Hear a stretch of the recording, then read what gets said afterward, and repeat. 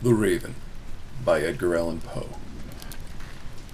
Once upon a midnight dreary, while I pondered, weak and weary, over many a quaint and curious volume of forgotten lore, while I nodded, nearly napping, suddenly there came a tapping, as of someone gently rapping at my chamber door. "'Tis some visitor," I muttered, tapping at my chamber door. "Only this, and nothing more."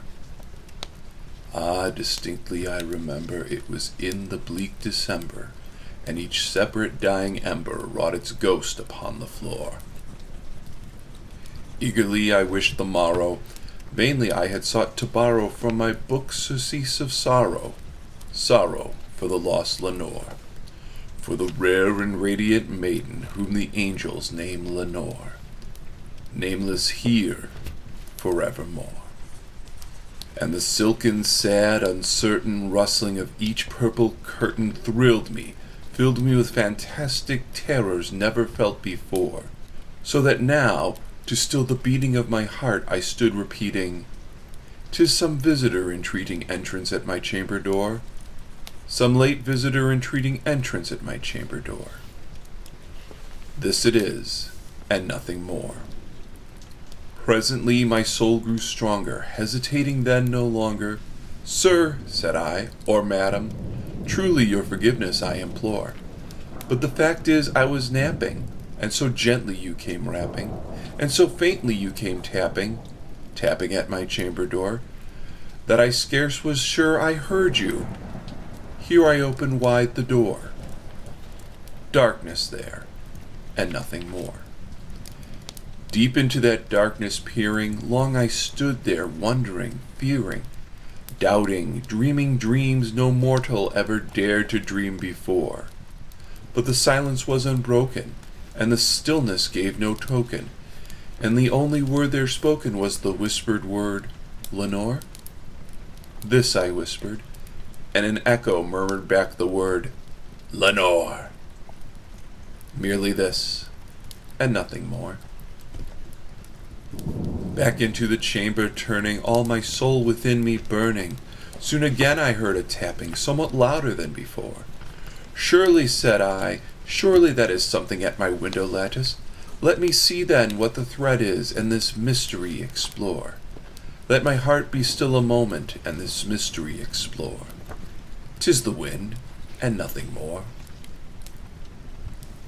Open here I flung the shutter, when, with many a flirt and flutter, in there stepped a stately raven of the saintly days of yore. Not the least obeisant made he, not a minute stopped or stayed he, but, with mine of lord or lady perched above my chamber door, perched upon a bust of Pallas just above my chamber door, perched and sat, and nothing more. Then this ebony bird beguiling my sad fancy into smiling, by the grave and stern decorum of the countenance it wore. "Though thy crest be shorn and shaven, thou," I said, "art sure no craven, ghastly grim and ancient raven wandering from the nightly shore. Tell me what thy lordly name is on the night's Plutonian shore." Quoth the raven, "Nevermore." Much I marveled this ungainly fowl to hear discourse so plainly, though its answer little meaning, little relevancy bore. For we cannot help agreeing that no living human being ever yet blessed with seeing bird above his chamber door, bird or beast upon the sculpted bust above his chamber door, with such name as Nevermore. But the raven, sitting lonely on the placid bust, spoke only that one word, as if his soul in that one word he did outpour. Nothing farther than he uttered, not a feather than he fluttered, till scarcely more than muttered, "Other friends have flown before. On the morrow he will leave me, as my hopes have flown before." Then the bird said, "Nevermore."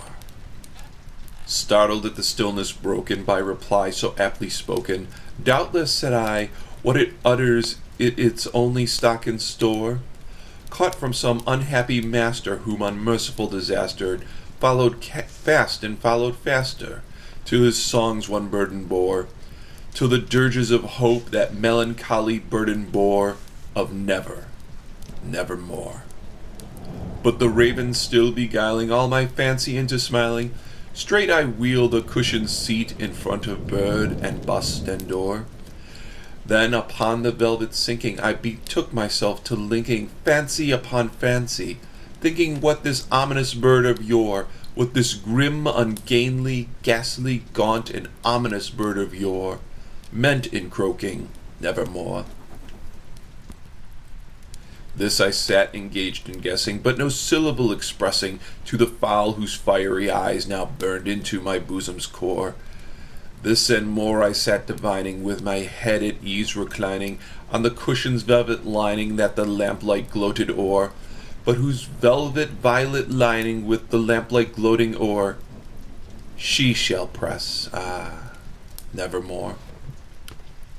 Then methought the air grew denser, perfumed from some unseen censer, swung by seraphim whose footfalls tinkled on the tufted floor. Wretch, I cried, thy God had lent me, by these angels he hath set me respite and nepenthe from the memories of Lenore.